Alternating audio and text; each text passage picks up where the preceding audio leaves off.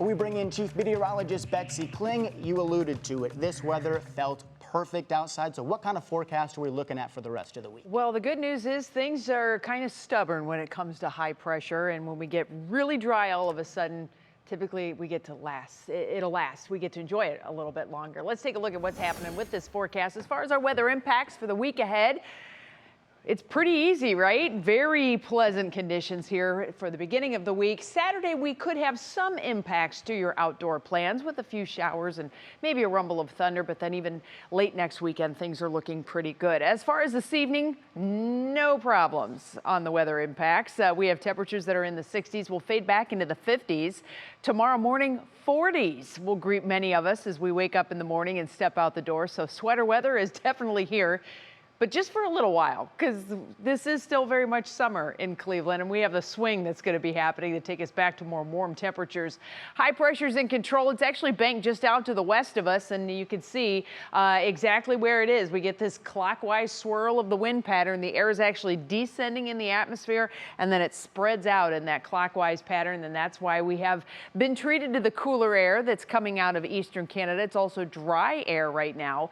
We really won't be getting a return flow. We get the heat coming northward. We get the moisture coming northward. That doesn't take place until later this week. And it looks like all things start to kind of come together for late Friday night and into Saturday. And that's when our rain chances kick back in. And that's when those weather impacts will be coming back in too. But right now, temperatures in northern Ohio are in the 60s with the exception of tropical Dover, still sitting at 74 degrees. It is 64 right now in Ravenna, 65 Ashtabula, 68 Mansfield. The northerly breezes have been bringing in just a little extra humidity off of the lake. So you can see our highest dew points are very close to the lake, whereas farther south it is drier with temperatures, dew point temperatures that are in the mid 40s. This is a far cry from where we were even 48 hours ago.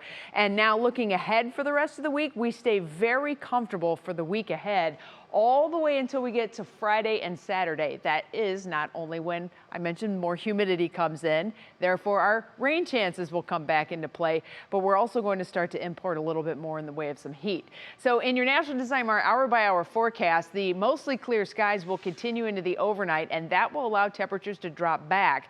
We will be downright chilly tomorrow morning. Look at Worcester's anticipated low temperature in the low 40s. Same for Canton, Dover in the mid 40s.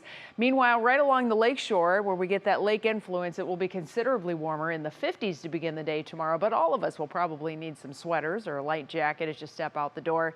It's a wrap and peel kind of day, though, because once we get into the afternoon, the sun will do its thing. We'll have a light southeasterly breeze that will help to propel temperatures tomorrow afternoon toward about 70 degrees or so at noon. We're aiming the thermometers into the mid 70s for the afternoon hours, and then in the evening, we'll finally start to see temperatures cooling back once again, and then we'll have another round of cool air to settle in to start the day on Wednesday morning. So definitely that ebb and flow, kind of the back and forth, is with us. But your Union Home Mortgage forecast definitely has a trend going this week.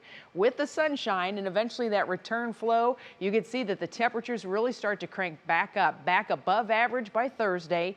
The humidity arrives Friday, rain chances late Friday night. Now, at this point, I think we're looking at a dry Friday night football, but long-term forecasts have a funny way of speeding up, so I would just put it into the late day category on Friday. We'll hold on to periodic rain and rumble chances for Saturday, and then everything starts to clear out as we start next week. Peter? A little bit of everything. Thank you, Betsy.